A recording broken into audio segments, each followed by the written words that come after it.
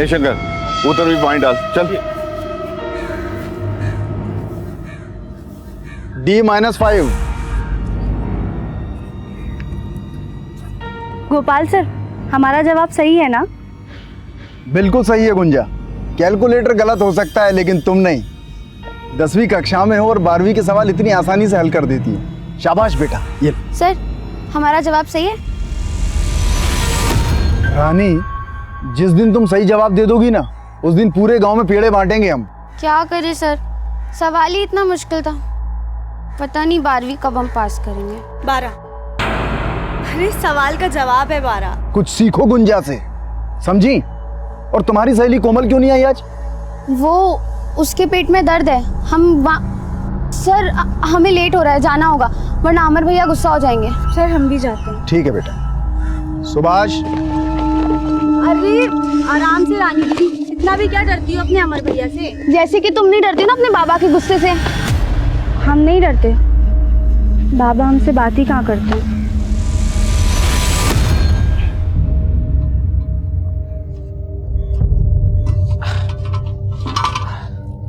अरे ये नट फिर गिर गया आज, क्या करें इसका।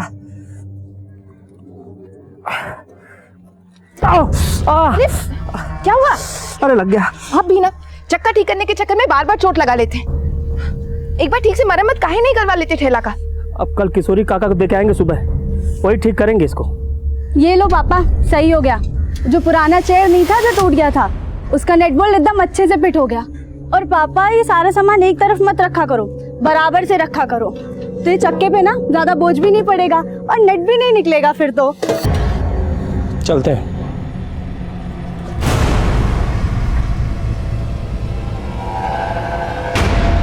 मम्मी, ये पापा हमसे बात काहे नहीं करते हैं? गुंजा बेटा, पापा तुम दोनों बहनों से बहुत प्यार करते हैं, बस जताते नहीं हैं। और आज आने में इतना लेट कैसे हो गया? वो हम गोपाल सर के पास गए थे अपना पेपर चेक कराने के लिए। अरे तो हमसे पूछ लेती, हमको पता है तुमको गणित में 100 में से 100 अंक मिलेंगे। हाँ, तेरी कोमल दीदी का पता नहीं, वो बस फेल ना हो इतना ही बहुत। वैसे है कहाँ पे वो? अपने कमरे में पेट दबाए लेटी है सुबह से। कोमल दीदी, डरा दिया। अच्छा एक बात बताओ, ये किसी ने नया नुस्खा बताया क्या कि लिपस्टिक लगाने से पेट दर्द चला जाता है? चुप कर, और अम्मा को मत बोल देना। आज तक बताए हैं क्या कभी? लेकिन ऐसे पढ़ाई डालती रहोगी ना तो परीक्षा में अंडे मिलेंगे, वो भी उबले हुए। अब हमको तुम्हारी तरह पायलट तो बनना नहीं है कोई पढ़ लिख के, हम तो किसी राजकुमार की दुल्हन बनेंगे। ला ला ला ला ला।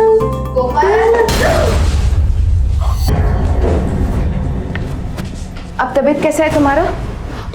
मुंह तो देखो कैसा लाल हो पड़ा है। गुंजा, तुम हाथ मुंह धोकर खाना खा लो, हम पानी लेकर आते हैं। अरे नहीं माँ, हम ले आएंगे और रानी दीदी को भी साथ में लेके जाएंगे। हम भी चलेंगे। अरे तुम ठीक भी हो गई? आपके हाथ का काढ़ा पिए थे माँ, ठीक तो होना ही था। अब हम जाएंगे। कोमल चलो गुंजा। पता है कोमल दीदी, गोपाल सर रानी दीदी से कह रहे थे कि अगर वो इस साल पास हो गई ना तो पूरे गांव में पेड़े बांटेंगे। चुप कर गुंजा, बहुत मारूंगी तुझे। ना ये पास होगी ना गोपाल से पेड़े बांटेंगे।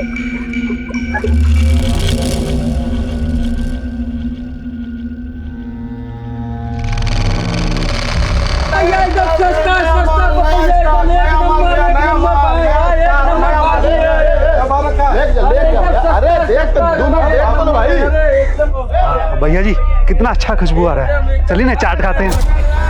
अरे यहाँ नहीं खाएंगे भैया, वो आगे पांडे चाट करना रहना, वहाँ खाएंगे। चलिए।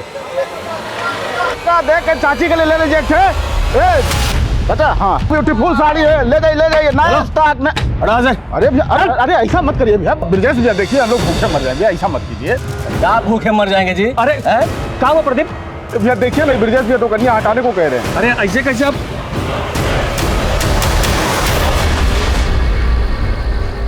मोबाइल वाली बंद करो, पापा आ गए।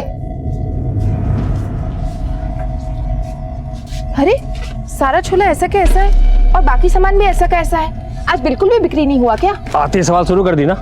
ये सब सामान उतार कर रखो और खाना लगाओ, हम हाथ मुंह धो के आते हैं। माँ हमको खेत जाना पड़ेगा। इस वक्त नहीं, कल सुबह चलेंगे। माँ हमसे नहीं रुका जाएगा, हमको अब भी जाना पड़ेगा। आपको खाना परोसना है। माँ समझो नहीं रुका जाएगा। आई माँ हम चले जाते हैं दीदी के साथ। हाँ। आप परेशान मत हो। ठीक है, लेकिन जल्दी आ जाना। हाँ। चल गुंजा।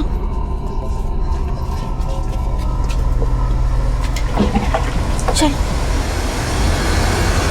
समझा कर गुंजा, ऐसी हालत में हम जल्दी नहीं चल सकते। अरे देखो ना कितना अंधेरा हो गया, और ऊपर से आज हम लाठी लेके भी नहीं आए।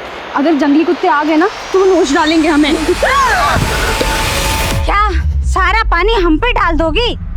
आप डरा दी काफी हमको। हमने डरा दिया, ध्यान से चला करो। अरे फोन की बैटरी को भी अभी खत्म होना था, अब क्या करें? पास में ही है, जल्दी चलते हैं यहाँ से। हाँ, लेकिन लोटे का पानी तो गिर गया। आगे कहीं से भर लेंगे, अभी चलो। दीदी कुएं से पानी भर लेते हैं। नहीं नहीं, ये बड़े लोग का कुआं है। अरे तो क्या हुआ दीदी, बड़े लोगों का दिल भी बहुत बड़ा होता है, और हमें सिर्फ एक ही लोटा पानी तो चाहिए। ले ले जल्दी ले।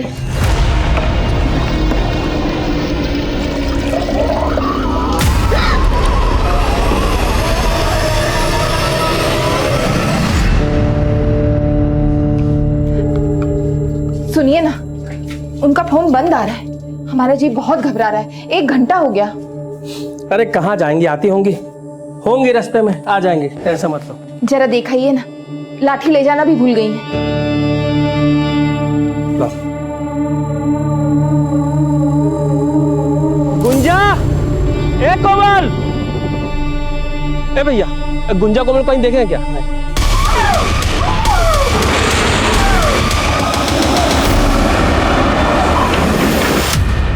ए प्रदीप, कोमल और गुंजा को देखे हो क्या? क्या हुआ कोमल गुंजा को? अरे 1.5 घंटे से ज्यादा हो गया, खेत गई अब तक लौटी नहीं है। लौटी नहीं? मेरा मकान भी है। हमको मालूम है कौन गायब किया होगा कोमल गुंजा को। कौन?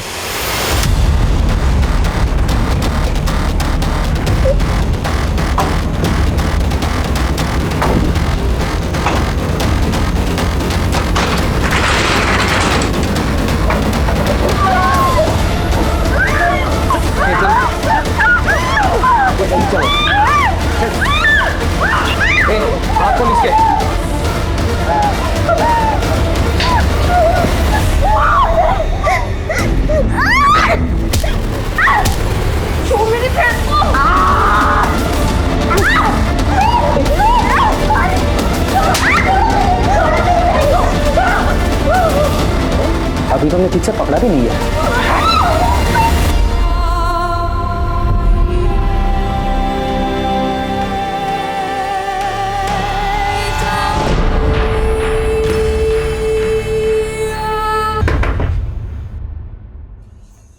तो क्या कर रहा है? ब्रिजेश भैया, हमारे किए का सजा हमारे बच्चों को काहे दे रहे हैं? छोड़ दीजिए बच्चियों को। क्या कह रहे तू? हैं?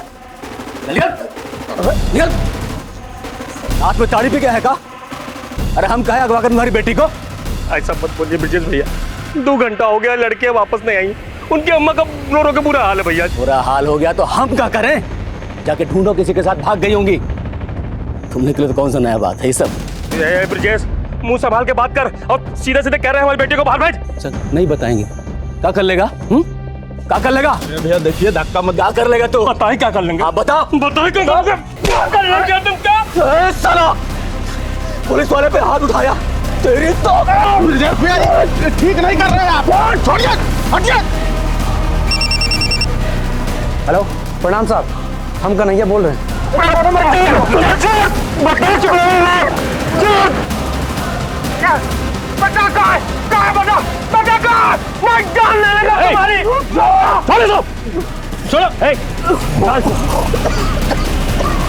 क्या रे, क्या गुंडा ये? एक पुलिस वाले के घर पे आके उसको पीटोगे? मतलब जानते हो इसका? इसने हमारी बेटी को अगवा किया साहब, अंदर छुपा के रखे साहब, पूछो इसको। 1 मिनट, अभी हम दूध का दूध, पानी का पानी कर देंगे। अंदर जाके चेक करो कौन लड़की है, जो भी अंदर हो उसको बाहर लेके आओ।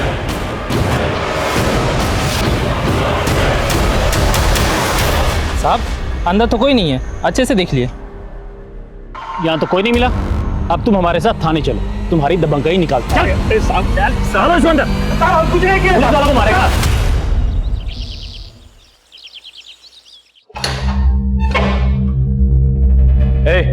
बाहर निकल। आज के बाद अगर किसी पुलिस वालों को छुआ ना तो याद रखना जिंदगी भर के लिए अंदर चढ़ा देंगे। कोमल और गुंजा आई का? साहब हमारी बच्चे को ढूंढ दीजिए, आप जो कहेंगे हम देंगे, अपना ठेला तक भेज देंगे साहब। हवलदार को भेजे हैं खोजने के लिए, आने दो तो बता दो। तुम लोग क्यों ना पाओ? अरे रुक जा।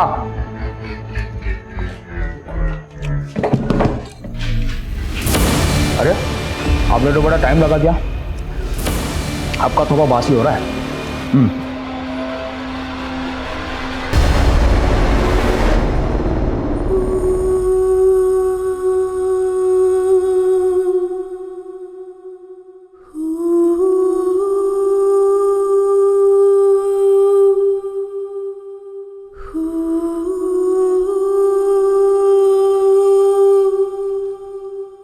भैया रमाकांत, वो पेड़ के पास गुंजा और कोमल, चलिए।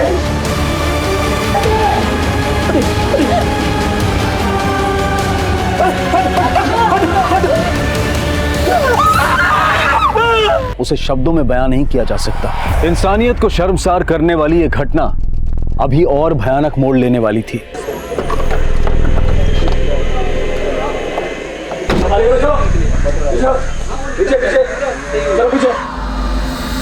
क्या का मामला लग रहा है? ब्रिजेश, उतरवाओ लाश। साहब हमारी बेटी आत्महत्या नहीं कर सकती है साहब। पोस्टमार्टम में सब पता चल जाएगा। हाँ, आराम से। जब तक हमारा बेटे को इंसाफ नहीं मिलता साहब, हम लाश नहीं उतारने देंगे।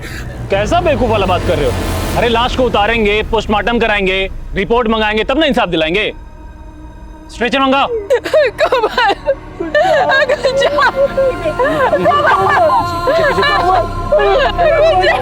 उठाओ लाश को, डालो एम्बुलेंस में। हम नहीं जाने देंगे। चलो, हम नहीं जाने देंगे।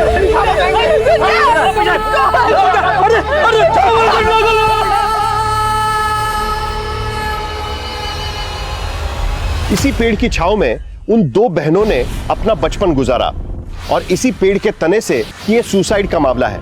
लेकिन लड़कियों के माँ बाप उसे सिरे से खारिज कर रहे हैं। उल्टा उनका आरोप है कि इस जुर्म के पीछे कानून के ही रक्षक शामिल है। बिहार के टिहरी गांव में जब भी लड़कियां और औरतें रात को किसी काम से बाहर निकलती है, तब जंगली कुत्तों से बचने के लिए अपने हाथ में लाठी जरूर रखती है। लेकिन हमें पता चला है कि उस रात को वो दोनों बहनें खाली हाथ निकली थी। वो जंगली कुत्तों से तो बच निकली, लेकिन जैसे लड़कियों के माँ बाप कह रहे हैं, क्या उनका ये हश्र इंसान के भेष में किसी भेड़िए ने किया है, या फिर पुलिस का जो दावा है वो सच है? सच चाहे जो भी हो, वो सामने आते आते हड़कंप जरूर मचाने वाला है। आ गया पोस्टमार्टम रिपोर्ट। क्या बोले थे हम? आत्महत्या है। इसमें भी यही लिखा है। और सुनो, तुम्हारी बड़ी बेटी चरित्रहीन थी। लिखा है इसमें कि वो सेक्सुअली एक्टिव थी। माने जानते हो, मतलब शादी से पहले सुहागरात। क्या बात कर रहे हैं साहब आप? हाँ, क्या बोल रहे हैं आप? मकान भी एकदम सही बोल रहे हैं। ये दोनों लड़कियां एक साथ अचानक खुदकुशी क्यों करेंगी भला? ये सब रिपोर्ट गलत है। सब साला रातों रात पत्रकार बन गए उगारे। हमसे सवाल करोगे? तुम लोग जो बोल रहे ध्यान से सुनो। चुपचाप दोनों बॉडी को उठाओ और जाके अंतिम संस्कार कर दो, नहीं तो जब तक हमारी बेटियों को इंसाफ नहीं मिल जाता, हम लाश नहीं लेंगे और अंतिम संस्कार भी नहीं करेंगे। नहीं करेंगे। कई सवाल खड़े हो रहे थे। क्या ये हत्या का केस था या फिर आत्महत्या का? लोगों में आक्रोश बढ़ रहा था। वीडियो वायरल होने की वजह से ये केस राजनीतिक और सामाजिक गलियारों में तूल पकड़ रहा था। जन आक्रोश और केस की संवेदनशीलता को ध्यान में रखते हुए ये केस तुरंत इंडियन इन्वेस्टिगेशन एजेंसी को हैंडओवर कर दिया गया।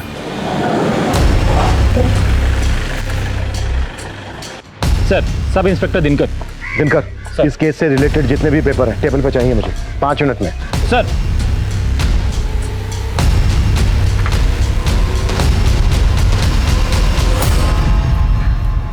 दिनकर, आखिरी बार पूछ रहा हूं मैं, ये सुसाइड ही था या फिर रेप और मर्डर? सर 100% सुसाइड है। देखिए ना, पोस्टमार्टम रिपोर्ट में भी तो ये लिखा है। एक बात बताओ दिनकर मुझे, अगर ये सुसाइड ही है तो फिर कोमल और गुंजा के कपड़ों पर खून क्यों? सर, खून के धब्बे इसलिए थे क्योंकि दोनों विक्टिम्स का महीना चल रहा था।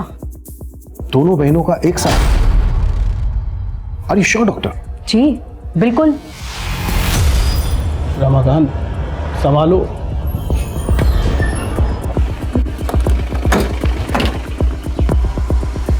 सर ये करें, यही कोई 8 सवा 8 बजे निकली थी साहब दोनों बाहर।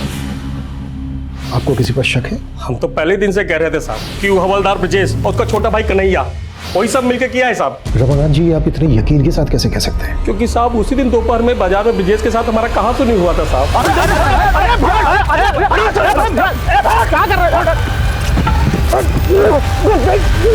साहब? उसी शाम को जब हम घर आ रहे थे तभी सुने थे दोनों भाइयों को बात करते हुए। नहीं भैया, हम रमाकांत को छोड़ेंगे नहीं। देख रहे थे ना, बहुत बड़का नेता बन रहा है। अरे काहे का नेता रे? 2 मिनट नहीं लगे, पूरा परिवार गायब कर देंगे उसका। फिर मालूम चला कि कोमल और गुंजा गायब है। इसीलिए साहब हम यकीन से कह सकते हो दोनों भाई मिलकर किया है सब।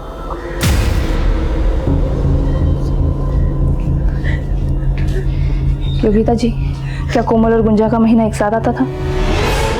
क्या बात कर रहे हैं साहब? तहकीकात और सच को सामने लाने के लिए हमारा जानना बहुत जरूरी है।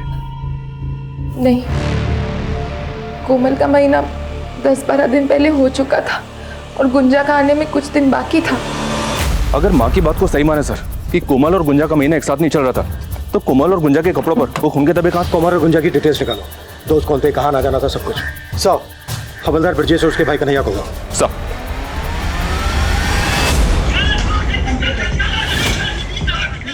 हाँ साहब जी, वो उस दिन मार्केट में हमारा झगड़ा तो हुआ था रमाकांत के साथ, और तुमने उसके परिवार को 2 मिनट में गायब करने की बात भी की थी। साहब हम कोई गुंडा बदमाश तो है नहीं जो किसी का परिवार 2 मिनट में गायब कर देंगे। मतलब तुम पे जो आरोप लग रहे हैं ये सब के सब बेबुनियाद है। हाँ साहब, सब झूठ है, हमने कुछ नहीं किया है। लेकिन वो बड़ी वाली है ना साहब, उसका तो अफेयर था किसी के साथ। साहब पोस्टमार्टम रिपोर्ट में साफ साफ लिखा है ना कि वो सेक्सुअली एक्टिव थी। नहीं सर, हम कोमल और गुंजा को तो जानते तक नहीं थे। तो फिर बार बार तेरा नाम क्यों आ रहा बीच में? सर ब्रजेश भैया के साथ उन लोगों की लड़ाई थी, हो सकता है उनके साथ वो लोग हमें ही फंसाना चाह रहे हो। सर हम तो विद्यार्थी हैं। ये कन्हैया और इसका बड़ा भाई हवलदार ब्रजेश, दोनों पे नजर रखो। सब।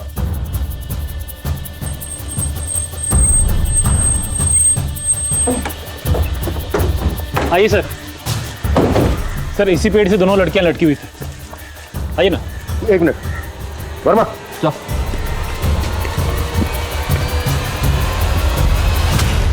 हाइट बहुत ज्यादा है। क्राइम सीन से ना तो कोई स्टूल मिला है ना ही कोई कुर्सी। इतनी हाइट पर जाकर फांसी का फंदा बनाना प्रैक्टिकली मुमकिन नहीं है। Right sir. और गौर करने वाली बात यह भी है सर कि अगर इन दोनों को सुसाइड करना था तो यहीं पे आके सुसाइड क्यों किया? बात ही। हाँ बोलो सर। गांव में पता किया, रमाकांत का रवैया अपने बेटियों के खिलाफ अच्छा नहीं था। उसे बेटे की बड़ी चाह थी, और जब कोमल के बाद गुंजा पैदा हुई तो वो काफ़ी निराश था।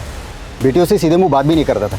हमें कोई बात नहीं करना है, और ये ट्यूशन फ्यूशन में पैसा खर्चा करने के लिए नहीं है हमारे पास।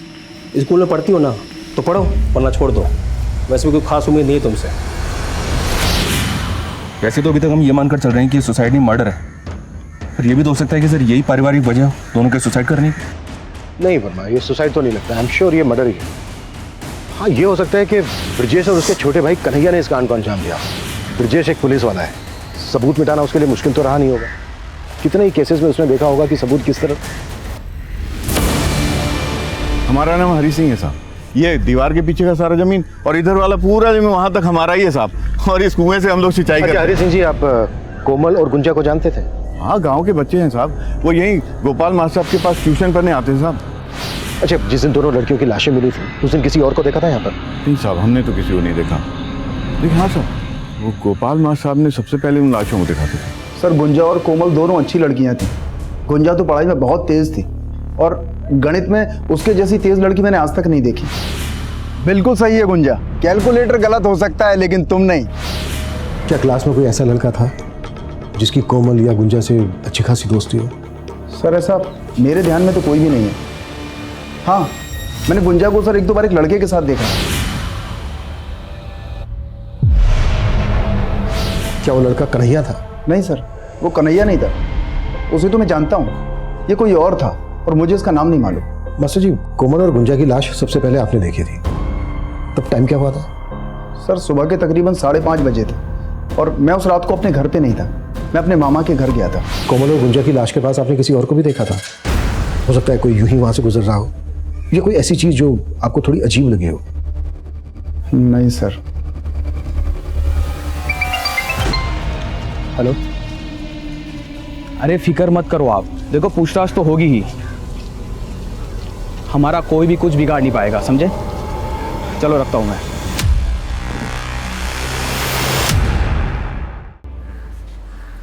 कन्हैया। हाँ सर। तुम यहीं पढ़ते हो? हाँ। क्या इत्तेफाक है, कोमल की खास सहेली रानी भी यहीं पढ़ती है, जानते ही होगे।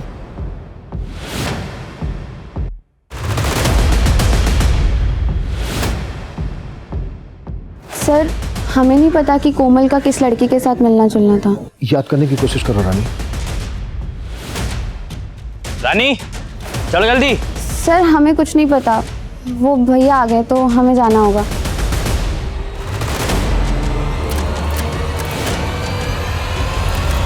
ऐसा लग रहा है जैसे रानी कुछ छिपा रही है हमसे, और इस कन्हैया का भी इस केस से कुछ ना कुछ लेना देना तो है।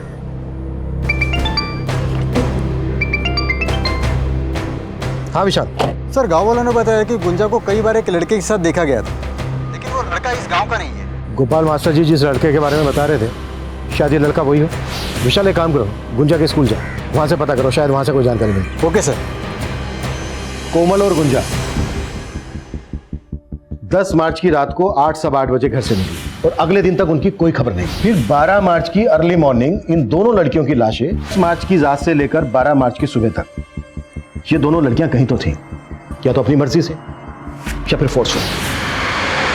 लगभग 33 घंटे ये लड़कियां जिस लोकेशन पे थी, हमें उस लोकेशन का पता लगाना है। अगर हमने इस लोकेशन का पता लगा लिया तो केस अपने आप सॉल्व हो जाएगा।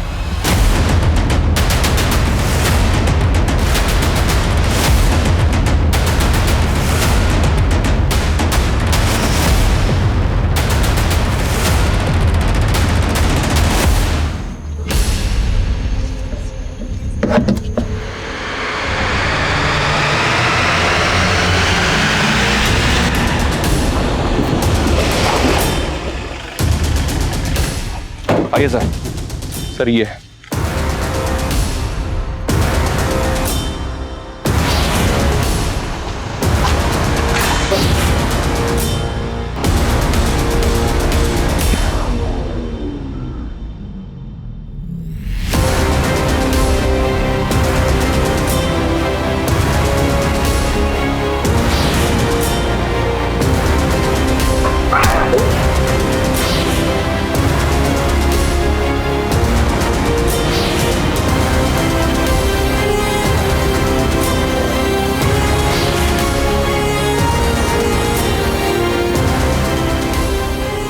वर्मा ये जगह सील करो और फॉरेंसिक को बुलाओ।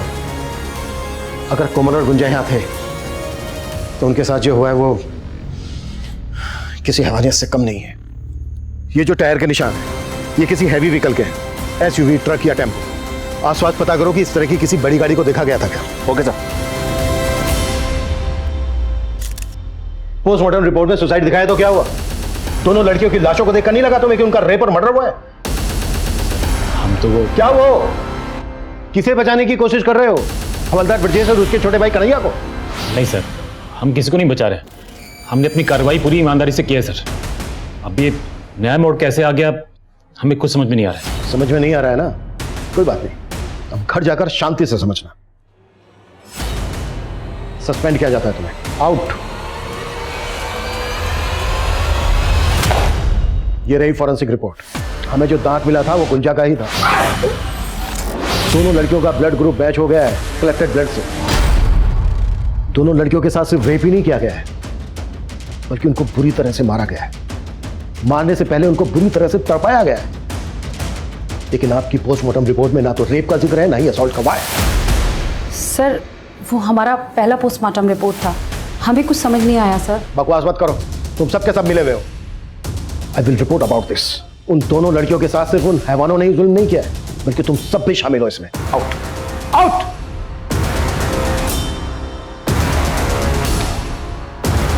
हमें कोमल और गुंजा का दोबारा से पोस्टमार्टम करवाना होगा। बॉडीज को पटना भेज दो। सर टीचर गोपाल ने गुंजा को जिस लड़के के साथ देखा था उसका पता चल गया। मोहित नाम है उसका, गुंजा के स्कूल का ही। जी सर, गुंजा को हम जानते थे। हमारी दोस्ती भी एक एक्सीडेंट ही थी। हम उससे 2 क्लास सीनियर थे सर, फिर भी वो हमें मैथ्स पढ़ाती थी। बहुत होनहार थी। तू पसंद करता था गुंजा? जी सर, पर एज अ फ्रेंड। मेरे कहने का मतलब है हम उसे लाइक करते थे, लेकिन दिल की बात कभी उसे बता नहीं पाए। तो 10 मार्च को जिस दिन गुंजा मिसिंग हुई, तुझे नहीं पता वो कहाँ गई थी? नहीं सर, हमें तो अगले दिन जब गांव में बात फैली तब भी पता चला। क्या जगह? सर, पटना से कोमल और गुंजा की पोस्टमार्टम रिपोर्ट्स आ गई। सर, रिपोर्ट्स में लिखा है कि दोनों लड़कियों की बॉडी पे इंजरी मार्क्स मिले, लेकिन रेप का कोई साइन नहीं है और मौत का कारण सुसाइड ही था। What? ऐसा कैसे हो सकता है? कोमल गुंजा को इंसाफ दो, इंसाफ दो, इंसाफ दो। पुलिस प्रशासन, हाय हाय। मुजरिमों को सजा दो, सजा दो, सजा दो। मुजरिमों को सजा दो, सजा दो, सजा दो। अत्याचार नहीं सहेंगे, नहीं सहेंगे, नहीं सहेंगे। दूसरी पोस्टमार्टम के रिपोर्ट के बाद IIA के इरादों को भी शक के नजर से देखा जा रहा है। क्या ये एजेंसी किसी के दबाव में काम कर रही है या फिर लोगों के आक्रोश को शांत करने के लिए दोबारा और निष्पक्ष जांच का यह पूरा ढोंग रचाया गया है? विश्वसनीय सूत्रों से पता चला है कि लोगों के विरोध और मीडिया द्वारा उठाए गए सवालों के चलते इंडियन इन्वेस्टिगेटिंग एजेंसी ने दोनों लड़कियों की बॉडीज को तीसरी ऑटोप्सी के लिए दिल्ली ले जाने का फैसला लिया है। क्या तीसरी ऑटोप्सी से जांच को कोई नई दिशा मिलेगी या ये केस भी पुलिस रिकॉर्ड में बंद पड़ी अनगिनत फाइलों की तरह धूल फाकती रह जाएगी? फरमा, इस केस में हमसे कुछ तो छूट रहा है। ये सुसाइड केस तो बिल्कुल नहीं है। विक्टिम की फैमिली का भी यही मानना है और मेरा भी। सर, हमने अभी तक जितने भी एंगल्स टटोले हैं, हमें हर तरफ डेड एंड ही मिला है। जिस जगह पर उन लड़कियों को टॉर्चर किया गया था, वहां वो टायर के मार्क्स किस गाड़ी के हैं, ये भी अभी तक पता नहीं चला हमें। वर्मा, एक काम करते हैं, इस केस से रिलेटेड जितने भी डॉक्यूमेंट्स हैं, कॉल रिकॉर्ड्स, रिपोर्ट्स, फोटोग्राफ्स, सबको दोबारा से अच्छे से स्कैन करते हैं। शायद ऐसा कुछ मिल जाए जो अब तक हमसे छूट रहा है।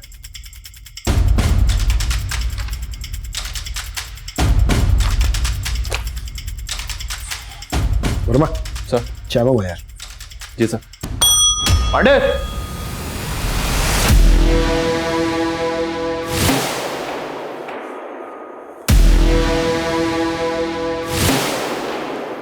वर्मा, ये इतना बड़ा क्लू हमसे कैसे छूट गया? कौन सा clue sir? Mobile phone. Sir, हम अपनी खोई हुई वर्दी की कसम खा के कह रहे हैं, हमें क्राइम सीन से कोई मोबाइल फोन नहीं मिला था। लेकिन हाँ, हम जब वहां पहुंचे उससे पहले बहुत सारे गांव वाले इकट्ठा हो गए थे। हो सकता है उनमें से कोई।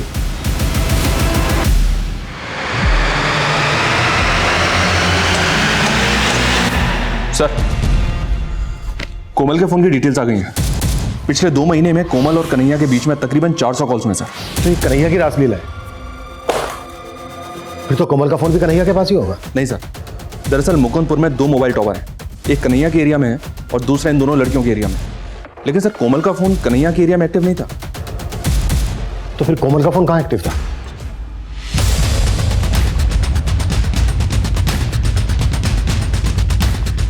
क्या हुआ साहब? अरे साहब, पूरा घर ध्यान मारो, कोई भी बना छूटना नहीं चाहिए।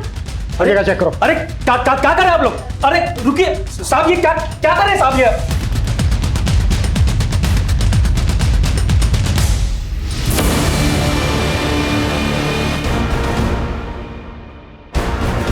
ये कांच का टुकड़ा मिला है, लगता तो मोबाइल का ही है। उस तरफ।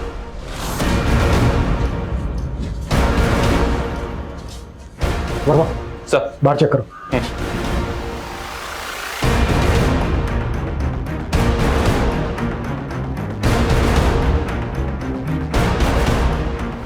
सर, ये टूटा हुआ मोबाइल मिला है।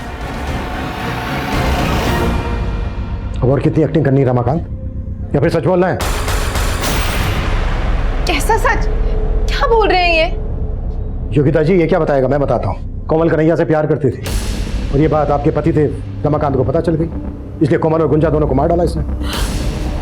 ये कैसी बातें कर रहे हैं साहब? हम अपनी बेटियों को नहीं मारे हैं साहब। तो फिर कोमल का ये मोबाइल फोन क्यों छुपाया?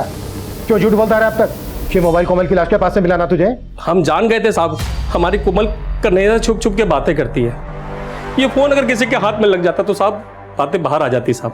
हमारी बेटी के साथ अन्याय हो चुका है साहब, हम नहीं चाहते थे कि मरने के बाद उन पर कोई लांछन लगे, इसलिए हम ये फोन छुपा दिए थे साहब। लेकिन जब हमको पता चला कि आप लोग को भी पता चल गया है तो हम ये फोन का सब मैसेज डिलीट किया और फोन तोड़ के बाहर फेंक दिए थे साहब।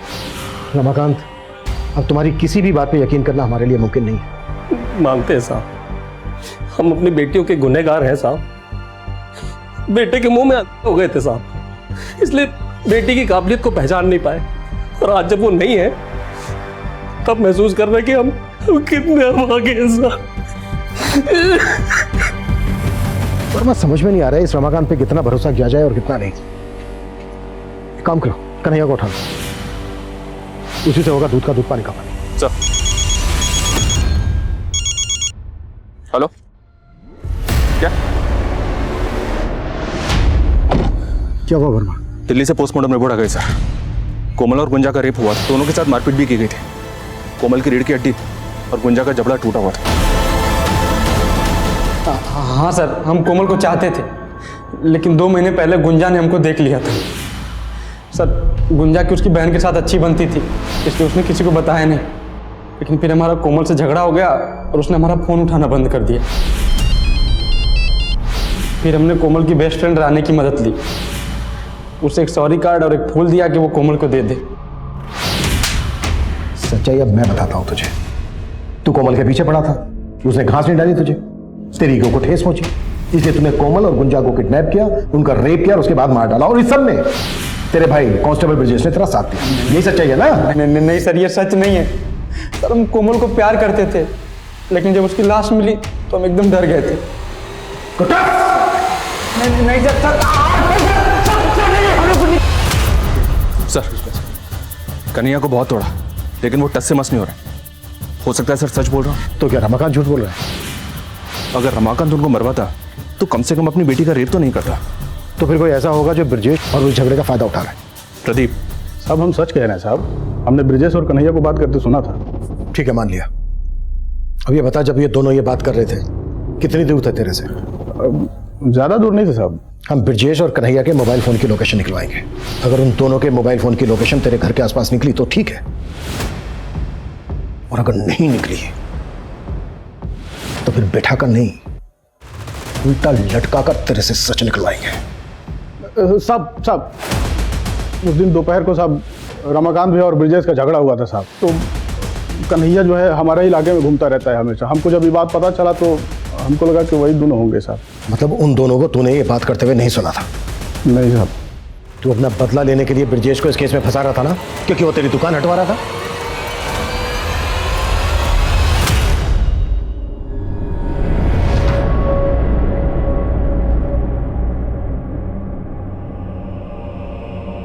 माँ, क्या बना रही हो? लो मैं ये उतार देती हूँ। लगी मुझे, मैं मलहम लेकर आती हूँ। बहुत जल रहा है, इसे ठंडा लगेगा। कितनी बार बोला है तुमको हमारी मदद करने की कोई जरूरत नहीं। अभी इतने नहीं बुढ़ाए कि घर का काम ना कर सके। अरे माँ, तुम तो 80 साल की भी हो जाओगी ना, तब भी बुढ़ी नहीं होगी।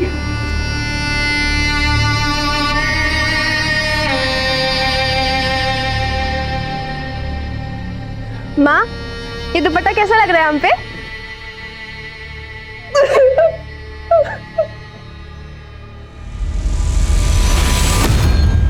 सर, गोपाल मास्टर के मोबाइल की लोकेशन स्टडी की मैंने।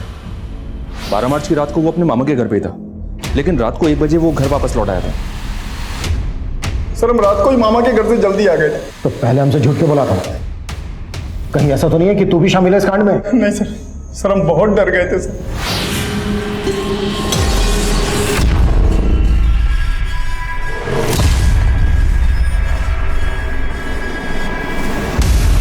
इतनी बड़ी बात पुलिस से क्यों छुपाई? सर, हमने कहा ना सर, हम बहुत डर गए थे सर। सर, हमने अपनी बीवी से पूछा, उसने कहा कि हमें इस पचड़े में पड़ने की कोई जरूरत नहीं। कौन लोग थे? हमको नहीं मालूम, हमने नहीं देखा। टेम्पो किस रंग का था वो? हरा सफेद था सर। हम सच कह, वो टेम्पो पहले भी आया है।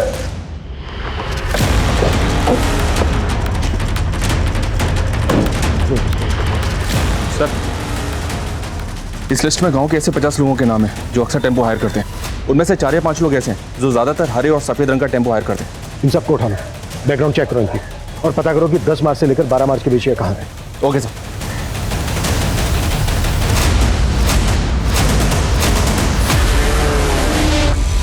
सर सुमेरपुर गांव में कल रात को एक टेम्पो ने कार को टक्कर मार दी थी। कार में बैठे सभी लोगों की डेथ हो गई है। तुम कहना क्या चाह रहे हो? ये वही टेम्पो है जिसकी हमें कोमल और गुंजा के केस में तलाश थी, और उस टेम्पो का ड्राइवर अभी लॉकअप में। हमारा नाम तो मनीष है। 10 से 12 मार्च के बीच में हमारा टेम्पो कहाँ था हमें नहीं मालूम है साहब, क्योंकि ये टेम्पो हमने 1 महीना पहले ही विजय से खरीदा है। नंबर दे विजय। जी सर। ये मनीष का बैकग्राउंड तो क्लीन है सर, लेकिन टेम्पो का ओरिजिनल मालिक विजय 10 और 12 मार्च की रात को समस्तीपुर के टीरी गांव में मौजूद था अपने 2 साथियों के साथ। ये देखिए सर, राहुल और सुनील। और उस घटना के कुछ दिनों के बाद इन तीनों ने ये गांव छोड़ दिया था। अभी इस वक्त तीनों के मोबाइल फोन कहाँ एक्टिव है? विजय का गुड़गांव में, राहुल का मुंबई में और सुनील का बेंगलोर में। लेकिन एक बात है सर, ये राहुल हरी का रिश्तेदार है, इस हरी को उठाकर पूछें। नहीं, अगर ऐसा करेंगे तो ये तीनों अलर्ट हो सकते हैं। हम इन तीनों को एक साथ एक ही वक्त पर उठाएंगे। Right sir.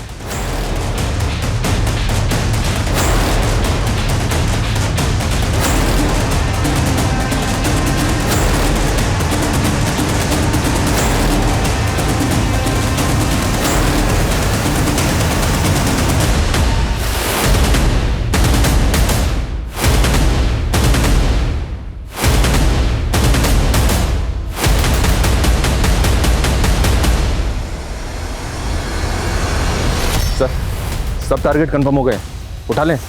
नहीं, अभी नहीं। शार्प 6 बजे तीनों को एक साथ उठाओ ताकि किसी को भी बचने का मौका ना मिले। Okay sir.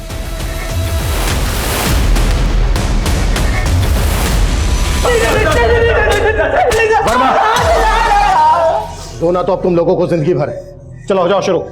बोलो क्यों क्या ये सब? बोलो। सर वो उस रात को सर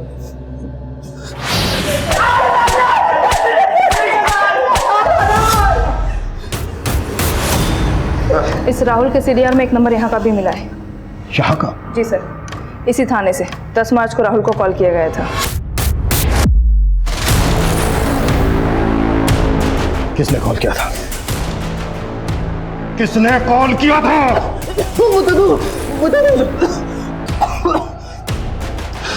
सर जिस रात को हम लोग टेम्पो लेकर जा रहे थे उस रात को दरोगा साहब ने हमें रोका था। जी हाँ सर, 10 मार्च की रात को हमने उन तीनों लड़कों का टेम्पो चेक किया था।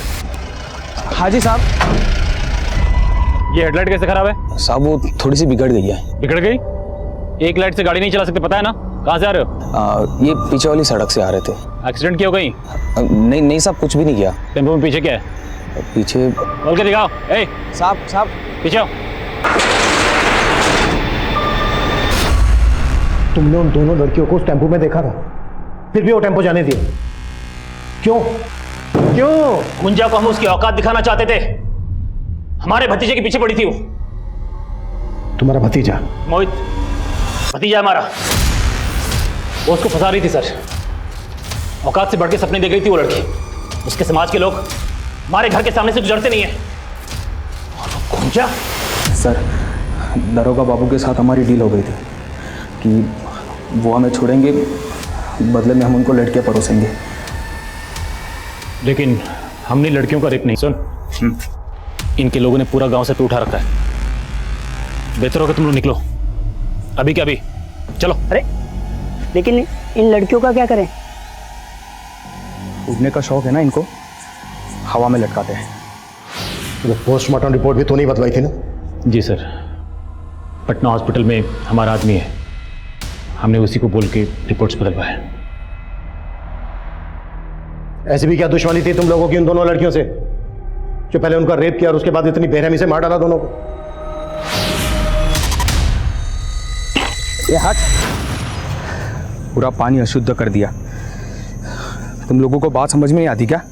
रातों के भूत बातों से नहीं मानते। चलो आज इनको तबियत से सिखाते हैं। ए विजय, इनको पकड़ टेम्पो में डाल। एक लोटा पानी? अरे एक लोटा पानी तो तुम लोग कुल्ला करके फेंक देते हो। सिर्फ एक लोटा पानी के लिए तुमने 2 लड़कियों का रेप किया, उन्हें इतनी बेरहमी बेदर्दी से मार डाला। इतना कुटो कि इनकी चीखें मुझे मेरे केबिन में सुनाई देनी चाहिए। बतौर पत्रकार हमारे सामने कई केसेस आते हैं, लेकिन कुछ केसेस ऐसे होते हैं जिनकी हकीकत निश्शब्द कर देती है। नेशनल क्राइम ब्यूरो में महिलाओं के खिलाफ बढ़ते अपराध के आंकड़े महज आपराधिक आंकड़े नहीं है, बल्कि हमारे देश में महिलाओं की परिस्थिति और महिलाओं के प्रति हमारी सामाजिक सोच की घिनौनी तस्वीर पेश करते हैं। और तो और किसी खास तबके के लोगों के शोषण की मंशा से उनकी बहू बेटियों को यूं निशाना बनाना हमारे समाज की रूह में बसे उस वायरस को दर्शाता है जिसका इलाज किसी भी लैबोरेटरी में मिलना नामुमकिन है। इस वायरस की दवा हमारे भीतर है। जब तक हम हमारी मानसिकता नहीं बदलेंगे तब तक ये वायरस विकराल रूप लेता रहेगा। इस केस के सारे आरोपी इस वक्त न्यायिक हिरासत में हैं। गुंजा और कोमल के माता पिता को कानून यकीनन न्याय दिलवाएगा, लेकिन क्या कोई भी कानून उनके दुख को कम कर सकता है? जाति भेद, महिला उत्पीड़न और कानून व्यवस्था में मौजूद कमियां, ये केस समाज में फैली इन सारी स्थितियों को उजागर करता है। औरतों के खिलाफ हो रहे अपराध हमारे समाज पर लगा एक कलंक है। एक समाज तभी प्रगति कर सकता है जब उस समाज में रहने वाली हर महिला को सम्मान और बराबरी का मौका मिले। अब मैं अनूप सोनी आपसे विदा लेता हूं। फिर मुलाकात होगी क्राइम पेट्रोल सतर्क में एक और नए केस के साथ और उस पर हमारे एक्सपर्ट के विश्लेषण के साथ। तब तक अपना और अपने परिवार का ख्याल रखें, सतर्क रहें, सुरक्षित रहें और देखते रहें क्राइम पेट्रोल सतर्क। जय हिंद।